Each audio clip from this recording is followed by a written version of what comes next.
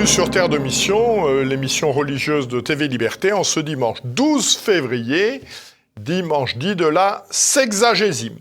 3 séquences concernant l'Église universelle, à l'occasion de la sortie de son livre « L'Église dans tous ses états », 50 ans de débat autour de la foi, une rencontre avec Monseigneur André Léonard, ancien évêque de Namur et archevêque de Malines-Bruxelles. Ensuite, le 1er janvier dernier a été mis en place un tribunal pénal canonique national pour la France. Monsieur l'abbé Gelfucci, docteur en droit civil, doctorant en droit canonique, viendra nous présenter en quoi consiste ce nouvel événement de la vie de l'Église de France. Et enfin, à l'occasion d'un colloque sur le Saint-Suaire qui aura lieu le 9 mars prochain, nous accueillerons Laurent Touchag, président du CIELT, le Centre international d'études sur le linceul de Turin.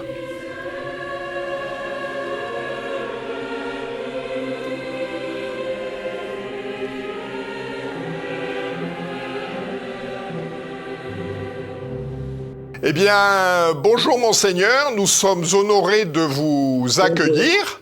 Donc nous accueillons Monseigneur André Léonard, ancien évêque de Namur, archevêque de Malines-Bruxelles, qui vient de publier aux éditions Artege un ouvrage qui m'a vraiment passionné. L'Église dans tous ses états, 50 ans de débat autour de la foi. Alors vous parlez de crise de la foi. Selon vous, comment se manifeste-t-elle et quelles en sont les origines? Eh bien, elle se manifeste sous la forme d'un affadissement auquel a contribué aussi toutes les mesures de protection du Covid avec des messes suivies à la télévision. Et le signe de cet affadissement, c'est le développement de ce raisonnement absolument absurde. Je suis croyant, mais non pratiquant. On entend ça très souvent, signe d'affadissement. Car si on croit vraiment que Jésus est vrai homme et vrai Dieu, est présent personnellement dans l'Eucharistie, on y va, on y court, et on ne dit pas « je suis croyant », mais non pratiquant, ça n'a aucun sens. À Namur comme à Bruxelles, vous vous êtes attaché à visiter toutes les paroisses de votre diocèse. J'ai noté, ça m'a beaucoup édifié, page 78, que vous vous étiez accordé 17 jours par doyenné, et vous notez, je cite, « le bonheur de sentir le mouton le soir, car on avait visité les brebis dans la journée ». Selon vous, quelles devraient être les priorités des évêques aujourd'hui face à cette crise de la foi ? La priorité n'est certainement pas dans les réformes de structure, dans les conseils de ceci ou de cela, et même pas dans un synode sur la synodalité. La priorité, c'est le contact vivant, direct avec les personnes. Tout le sens de la visite pastorale, où on habite pendant une dizaine de jours dans un doyenné, et l'enseignement. Première tâche d'un évêque, c'est d'être présent à son peuple, mais aussi d'enseigner, d'apprendre à discerner le vrai du faux. C'est ce qu'il y a de plus important. Une prédication forte qui invite à honorer le cœur de la foi, Jésus, vrai Dieu, vrai homme, mort et ressuscité. Vous écrivez, page 27 de votre livre, « J'ai trouvé les textes de Vatican II irréprochables, mais aussi page 11, tout a basculé dans l'après-concile à partir de 1965-1966. » Or, l'objection est connue, mais votre avis intéressera certainement nos téléspectateurs. Les acteurs sont les mêmes, ce sont les évêques. Comment concevoir que la mise en œuvre des textes conciliaires par ceux qui les avaient écrits ait pu être infidèle à l'intention des rédacteurs? Je ne pense manifestement pas aux évêques eux-mêmes, mais je pense à ce qu'on a appelé judicieusement le métaconcile, à savoir le concile de journalistes, le concile de certains experts qui ont peut-être eu des intentions cachées, un agenda caché. Je prends un exemple qui m'a été donné par mon évêque de l'époque, qui était secrétaire de la commission doctrinale pour le concile, et qui m'a dit, nous avons voulu, et c'était très bien, dans la Constitution sur l'Église, parler d'abord du mystère de l'Église, et puis de la totalité du peuple de Dieu, et puis après seulement de la hiérarchie, évêque, prêtre, etc. Eh bien, mon évêque me disait, il y a maintenant des gens qui interprètent cela comme si l'ordre qui était adopté signifiait que l'autorité morale et doctrinale des évêques venait du peuple, puisqu'on a parlé du peuple de Dieu avant de parler de la hiérarchie. Voilà ce que j'appelle le métaconcile, qui n'a pas été fait par des évêques, je l'espère, mais surtout par des journalistes et par des théologiens qui ont voulu profiter de certaines formules qui pouvaient être comprises de manière ambiguë, qui en ont profité pour encourager des pratiques et des compréhensions qui ne sont pas en communion avec la foi catholique. Vous avez été en contact durant votre vie, d'abord comme professeur d'université, puis comme évêque, avec d'une part le cardinal Ratzinger et ensuite le même personnage devenu le pape Benoît XVI. Quels souvenirs vous ont marqué de cette personnalité ? J'ai eu beaucoup de contacts avec le cardinal Ratzinger, notamment quand j'étais membre de la Commission théologique internationale. Et puis après, comme pape, je l'ai rencontré assez souvent. Et puis après son éméritat, je l'ai rencontré également dans son monastère, là au Vatican.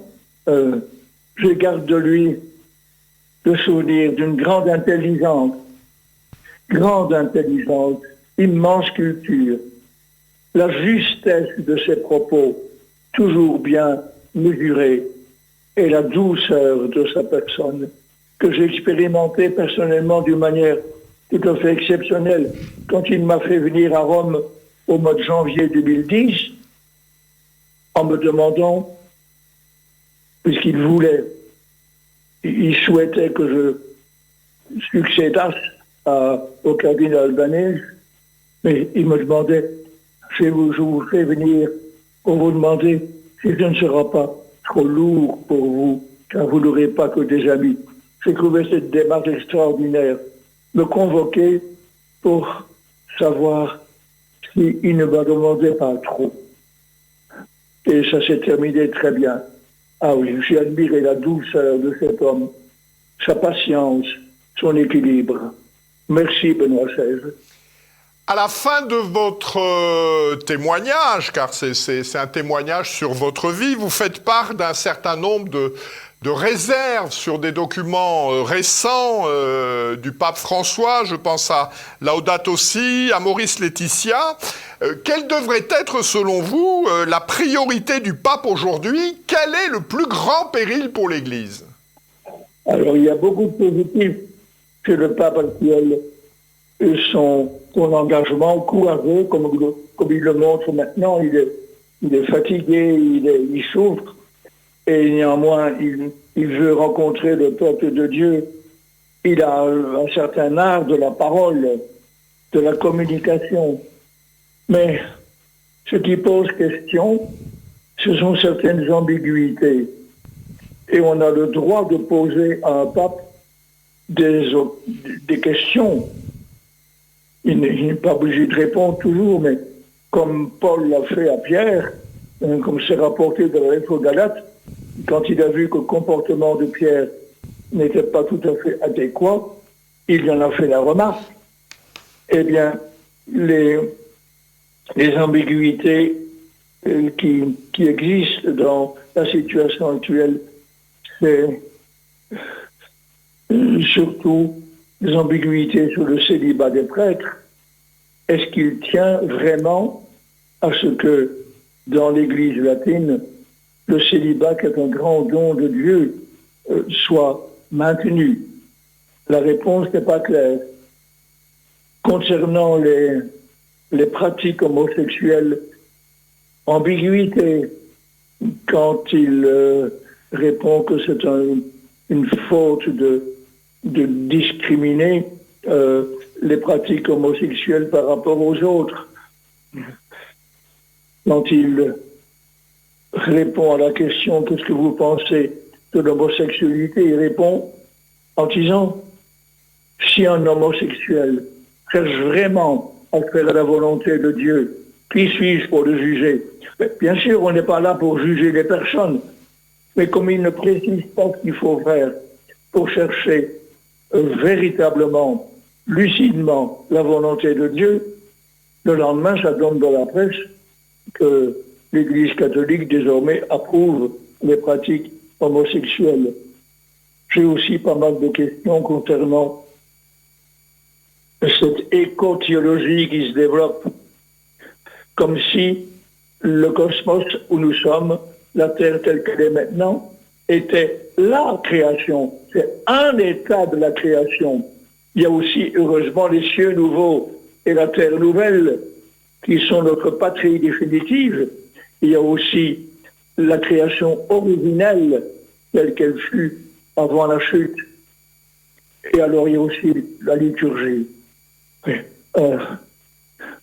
Pourquoi discriminer maintenant ce qui fut la liturgie latine pendant des siècles et des siècles? En Orient, il y a plusieurs rites catholiques, les Melkites, les Maronites. On ne va pas réduire tout à l'unité. Il faut faire aussi place à une diversité légitime. Et je trouve que ce serait beaucoup mieux d'honorer à la fois le missel actuel dit de Paul VI, qui est très bon, qui a beaucoup de richesses, notamment les lectures bibliques à la messe sont beaucoup plus abondantes que dans l'ancien rite, mais pourquoi ne pas tolérer qu'il y ait dans l'Église deux formes du rite romain, comme on le reconnaît en Orient? Voilà quelques points qui me font difficulté, qui n'empêchent pas de vénérer et de respecter toujours la personne du pape et son ministère. Mais on a le droit de lui poser des questions et d'espérer obtenir des réponses. Merci beaucoup, Monseigneur, de ces explications, de ces réflexions. Donc, je renvoie nos téléspectateurs à l'ouvrage de Monseigneur André Léonard, L'Église dans tous ses états, 50 ans de débat autour de la foi, aux éditions Artege.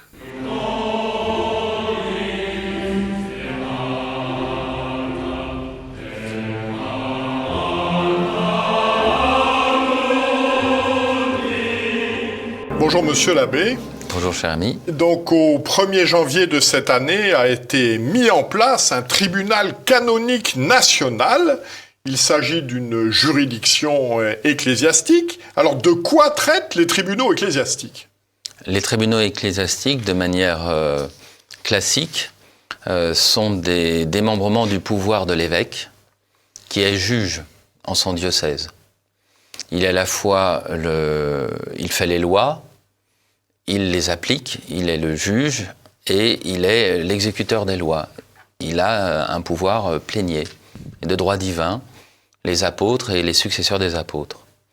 Et donc, les tribunaux ecclésiastiques sont normalement diocésains, et lorsque l'évêque ne pouvait plus juger lui-même des causes, il déléguait à un vicaire judiciaire, qui est appelé aussi un official, et c'est son office de juger, d'où aussi le terme pour le tribunal ecclésiastique d'officialité, et qui donc avait toutes les causes possibles. Alors il juge, mais il juge quoi? C'est quoi les causes? De quoi ça traite? Eh bien, auparavant, c'était, comme le dit saint Paul, vous n'avez pas à aller devant les tribunaux civils, donc les baptisés pouvaient aller auprès de l'évêque pour trancher toute cause. Ça pouvait mettre une cause, d'héritage, une cause de querelle entre personnes. Alors, plus particulièrement avec le temps, on a réduit aux clercs, aux religieux plus précisément, et aux causes matrimoniales mais c'était assez sévère, c'est-à-dire l'examen de la vérité des consentements et sur ce qu'on appelle les nullités de mariage et non pas des annulations de mariage. Donc ça a fait assez vite une grande partie des affaires traitées, mais vous pouvez aussi avoir un procès pour diffamation. Vous avez quelqu'un qui est diffamé par un autre baptisé et qui va se plaindre au tribunal de l'évêque en disant voilà, on m'accuse d'avoir volé à la paroisse. On peut faire un procès auprès du tribunal ecclésiastique. Alors, quel était l'ancien système? Qu'est-ce qui lui a été reproché puisqu'il a été modifié? Eh bien, avec le temps également et la crise des vocations, les tribunaux diocésains se sont raréfiés et les évêques ont délégué leur pouvoir sur leur propre territoire à des tribunaux interdiocésains qui regroupaient plusieurs diocèses.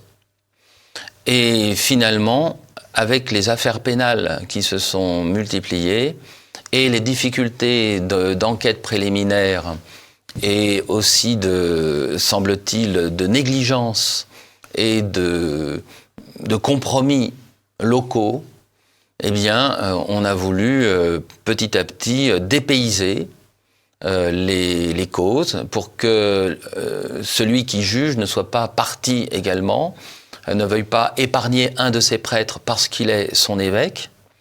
Et donc, tout ce qui était des causes pénales, c'est-à-dire des violences, du vol, mais aussi donc les causes sexuelles, sur des majeurs, sur des mineurs, tout cela a fini par, si vous voulez, être pris avec plus de recul. Et c'est la raison pour laquelle c'est les causes sur les mineurs, les delicta graviora, les causes très graves, sont finalement jugées par le tribunal du Saint-Siège, un tribunal qui est à la congrégation, maintenant le dicaster pour la doctrine de la foi. Et donc on a interdit aux évêques diocésains de traiter de ces causes sur les mineurs, puisqu'ils les traitaient mal, ou qu'ils n'avaient pas les effectifs pour les juger. Ça, c'est l'interprétation la plus bénigne. Et donc tout cela a été une querelle générale, et d'où les résolutions qui ont été prises pour faire un tribunal pénal canonique national. Alors, qu'est-ce qu'il prévoit? Quelles sont les dispositions du nouveau dispositif? Qu'est-ce qui va se passer? Alors, toujours cette idée d'une certaine méfiance vis-à-vis de l'évêque local, et donc on dépayse la cause en faisant un tribunal national, et non pas diocésain ou même interdiocésain, pour toutes les causes pénales. Alors tout ce qui concerne les mineurs reste lié à Rome, mais toutes les causes pénales maintenant sont réservées à ce tribunal national, et les tribunaux interdiocésains qui restent encore, voire des tribunaux diocésains comme à Paris, qui est un diocèse suffisamment solide pour avoir son propre tribunal, eh bien, ce sont les causes matrimoniales ou des causes plus simples. Mais tout ce qui est par rapport aux délits sexuels sur des majeurs seront réservés à ce tribunal. Alors, comment, par rapport au droit divin dont je vous parlais tout à l'heure, les évêques diocésains ont fait cette concession? Eh bien, il faut justement l'autorisation de l'évêque diocésain pour cette concession. Et une deuxième autorisation qui a eu lieu, donc, dans ces résolutions des années 2021, c'était le tribunal suprême de tous les tribunaux de l'Église, qu'on appelle la signature apostolique, et qui est vraiment une sorte de ministère de la justice. Et celui qui en est le préfet est en quelque sorte le garde des Sceaux par rapport au pape. Et donc, ils inspectent les juridictions nationales, diocésaines, et ils ont dit, oui, les évêques diocésains peuvent déléguer leur pouvoir propre de juger à des juges, pas diocésains, pas seulement maintenant interdiocésains, même nationaux. Et d'ailleurs, c'est une originalité française. Actuellement, c'est le seul tribunal pénal canonique national. Mais alors, au bout du compte, qui signe? C'est l'évêque diocésain ou c'est je ne sais quel prêtre? Eh bien, indirectement, c'est chaque évêque qui a donné pouvoir au juge. Et là, le vicaire judiciaire, qui est l'official de ce tribunal, a un grand pouvoir, puisque tous les évêques de France lui ont confié ce pouvoir. Il y aura une enquête, l'enquête préliminaire se fera toujours d'une manière plus ou moins locale et diocésaine, mais ensuite, tout ce qui est du jugement et des interrogatoires, des auditions, des avocats, se fera à un niveau national. Alors concrètement, pour les laïcs confrontés à ces instances judiciaires, comment ça va se passer? Eh bien, si... Tout le monde va venir à Paris? Tout le monde va venir à Paris. Voilà, c'est la pauvreté des effectifs en juges, en prêtres. Alors, des laïcs qui ont les diplômes en droit canonique peuvent juger avec une autorisation ecclésiastique.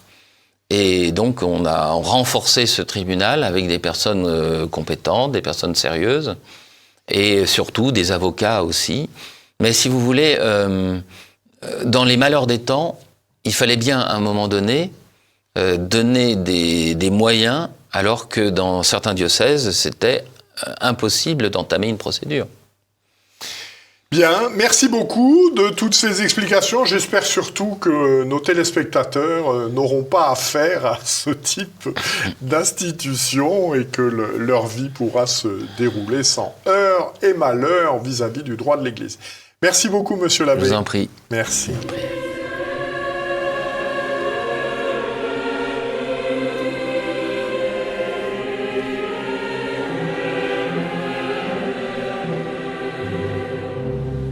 Bonjour Laurent Touchag. Bonjour Jean-Pierre. Vous êtes donc président du CIELT, le Centre international d'études sur le linceul de Turin. Et quelle est l'actualité particulièrement riche du linceul de Turin aujourd'hui? L'actualité du linceul de Turin est qu'on prépare une nouvelle ostension publique qui aura lieu en 2025 avec des travaux menée par la commission scientifique de Turin sur les questions de préservation, conservation du linceul et d'ostension, et les nouvelles mesures prises pour que l'ostension se déroule dans les meilleures conditions sans endommager cette précieuse relique. Sinon, vous le savez que le linceul de Turin est un objet d'étude et de science absolument universel. Toutes les sciences s'y intéressent, si bien qu'on a créé même un nom spécial pour désigner cet ensemble de recherches croisées qui sont faites sur le linceul, la syndonologie, du mot syndon, qui est en grec, qui veut dire le linceul. Et ces études avaient commencé à partir vraiment de 1898, la première photo du linceul de Turin par Secondo Pia, et ont vraiment pris une ampleur très importante dans les années 70, en particulier avec les travaux d'un certain nombre d'Européens et d'Américains regroupés dans ce projet d'études qui a fait des dizaines de milliers d'heures et d'analyses. Voilà. Mais 50 ans après, ou presque, il y a tout un nombre de domaines scientifiques sur lesquels on a progressé en termes de protocoles, de bases de données, de procédures, et il y a toute une série de travaux qui sont à recommencer aujourd'hui, qui sont à refaire, et se poursuivent donc des travaux sur l'analyse de l'image, qui est en fait le mystère principal du linceul. Il faudrait refaire les travaux sur les pollens, il faudrait refaire les travaux sur les inscriptions que l'on voit ou que l'on ne voit pas sur le linceul, tout un travail à partir des images. Et puis, il y a de nouvelles datations qui ont été faites ces dernières années, 3 avec des techniques différentes, par le professeur Rogers, par le professeur Fanti, et plus récemment par le professeur De Carlo en Italie, et qui utilise d'autres techniques, d'autres outils que ceux utilisés pour la datation par le carbone 14, cette fameuse datation de 88.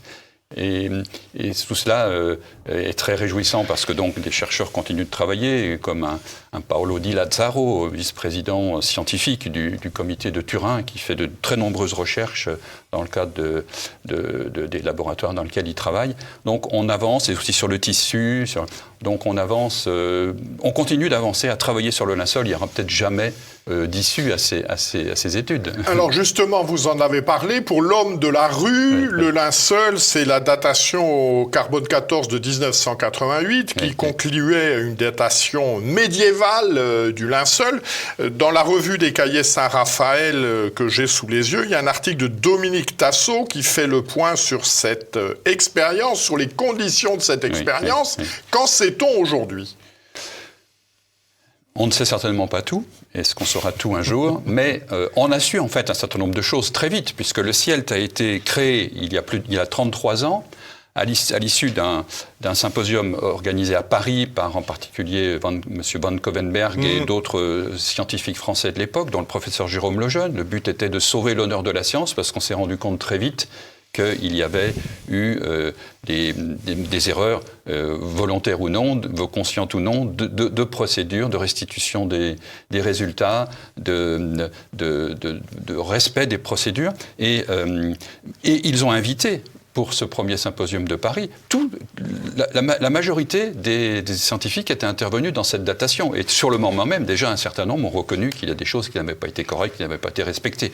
On a continué de creuser depuis, et un certain nombre d'enquêtes et de chercheurs sont arrivés à déterminer qu'il y avait suffisamment d'éléments qui n'étaient pas scientifiques et qui rendaient cette datation non scientifique, si bien que même donc officiellement, le comité scientifique de Turin, il y a 2 ans, a publié une analyse détaillée de tout ce qui s'est passé, plus de la manière dont le résultat a été publié dans la revue Nature début 1989, pour montrer que ça n'a pas de caractère scientifique, donc ça n'a pas de caractère définitif. Et un universitaire français, M. Casabianca, a obtenu, grâce à une loi européenne, la totalité du dossier brut des résultats de cette datation au carbone 14, qui était au British Museum. Et à partir de là, un certain nombre de chercheurs ont fait des travaux qui montrent, dont le directeur scientifique de notre CIELT, qui montre que, de fait, il n'y a pas de valeur scientifique à cette datation de 1988 sur des questions de prélèvement, sur des questions de poids des échantillons, sur des questions de la manière dont le secret n'a pas été conservé sur les échantillons. Ce n'étaient pas des tests en aveugle. Dans la presse a été mêlé et a pu filmer certains des expertises. Donc, pourquoi tous les échantillons n'ont-ils pas été utilisés, etc. Ça ne remet pas en cause, en fait, pour nous, du CIELT et notre comité scientifique, ça ne remet pas en cause la valeur éminente de la datation par le carbone 14. Et pour nous, jamais aucune datation ne sera aussi fiable si elle respecte les conditions scientifiques que la datation au carbone 14. Les 3 dernières datations que je citais, qui sont intéressantes, et alors, pour nous être d'autant plus intéressantes qu'elles vont dans le sens d'une datation historique et du début de l'ère chrétienne du linge, du tissu du lin du Saint-Suaire. Donc on pourrait les trouver très intéressantes, mais il faut faire attention, il faut avoir la même rigueur scientifique vis-à-vis de ces nouvelles datations qui nécessitent encore des contrôles, des validations, d'être faites par d'autres scientifiques. Le professeur Di Carlo, qui a fait la dernière, avec la diffusion des rayons X sur la cellulose du lin, et qui trouve donc une date qui est proche de la naissance du Christ, dit lui-même qu'il faut être prudent et qu'il faudra recommencer cette expérience d'autres scientifiques, d'autres laboratoires. Voilà. Alors, que nous dit le Saint-Suaire ? Je pense à votre article « L'expertise médico-légale des marques visibles sur le linceul de Turin ». Que nous dit le Saint-Suaire de ce qu'a vécu le Christ pendant sa passion ? Le Saint-Suaire nous dit beaucoup de choses dont une grande partie sont inexprimables avec nos mots d'aujourd'hui, tellement c'est affreux, horrible, c'est inimaginable. De fait, c'est le professeur Sanchez Hermosilla, un des grands médecins légistes et professeur en Espagne, a réalisé cette nouvelle expertise médico-légale qu'il a publiée à l'aide d'un physicien que nous connaissons bien, Massimo Rogante, qui toutes les deux appartiennent au comité scientifique de Turin. Et il détaille de façon très très précise, à partir seulement bien sûr de photos du linceul, toutes les pathologies, tout ce qu'a subi l'homme du linceul. Et il montre que c'est un miracle qu'en fait qu'il ait survécu jusqu'à la croix, jusqu'à la croix et à la crucifixion. Pour le docteur Hermosilla, Cet homme aurait dû mourir peu de temps après la flagellation. On n'aurait pas dû plus supporter la flagellation tellement elle est terrible. Mais ça ajoute toutes sortes de conséquences de tout ce qu'il a subi pendant cette... Et il dit, il n'y a pas de mots pour décrire, c'est absolument insupportable. On ne peut pas les 140 coups de fouet avec toutes leurs conséquences, mais les problématiques de chaud, de froid, d'effort, de chute... Alors je crois qu'on ne peut que renvoyer nos téléspectateurs absolument. à cet article. Voilà, j'ai vraiment trouvé ça très émouvant, très bouleversant. Absolument. Que nous publions aussi dans le dernier numéro de la RILT, la Revue internationale du linceul de Turin, où j'ai accompli la traduction avec leur permission intégrale de leur étude. Voilà, nous mettrons les coordonnées de ces deux publications. Ça me paraît vraiment, c'est très émouvant. Alors, le colloque, de quoi va-t-il traiter ? Le colloque du 9 mars. Oui, nous avions ce projet avant le confinement, mais les dernières années ont été un petit peu compliquées pour organiser ce colloque, qui devait fêter les 30 ans de la naissance du Sielt, et finalement s'y fêtera le 33e anniversaire du Sielt. Ah, c'est l'âge du Christ aussi. Et voilà, donc ça tombe symboliquement, vous avez raison Jean-Pierre, ça tombe très bien du point de vue de cette date anniversaire, ou de ce... Et nous convions toutes les personnes intéressées par le travail sur le linceul de Turin et par les résultats scientifiques à une après-midi et une soirée d'exposés qui auront lieu le jeudi 9 mars à Paris, pendant l'après-midi dans l'église Saint-Roch, bien connue des Parisiens, où interviendront en particulier les deux principaux responsables du centre d'études du linceul de Turin, du linceul à Turin même, Gian Maria Zaccone et Enrico Simonato, qui nous font l'honneur d'être nos amis et d'être toujours fidèles à nos demandes et de nous bien recevoir quand nous allons à Turin. Il y a aussi l'intervention de l'historien Jean-Christian Petit-Fils, qui vient de publier un livre sur ce sujet. De son étude sur le linceul, et un certain nombre de membres de notre conseil scientifique prendront la parole pour des exposés dans l'après-midi, comme Yves Saillard, qui est le directeur de notre comité scientifique, un spécialiste de l'atome, comme Georges Edel, historien, comme Olivier Pourrat, qui fut directeur de notre centre, de notre comité scientifique, comme Thierry Castex, un physicien qui travaille sur l'analyse d'images du linceul, etc. Donc ce sera une après-midi très riche en exposés scientifiques, ce dont nous sommes sûrs aujourd'hui scientifiquement concernant la connaissance du linceul. Et en soirée, cette fois dans la salle de la Sième, rue Albert de Lapparent, nous aurons deux tables rondes, l'une sur de nouveau les exposés scientifiques et historiques relatifs à la connaissance actuelle du linceul de Turin, et une table ronde sur l'histoire de notre centre d'études du linceul de Turin, sur ses origines, son développement, ses projets, ses personnalités importantes, qui se terminera par une dédicace de livres et une collation.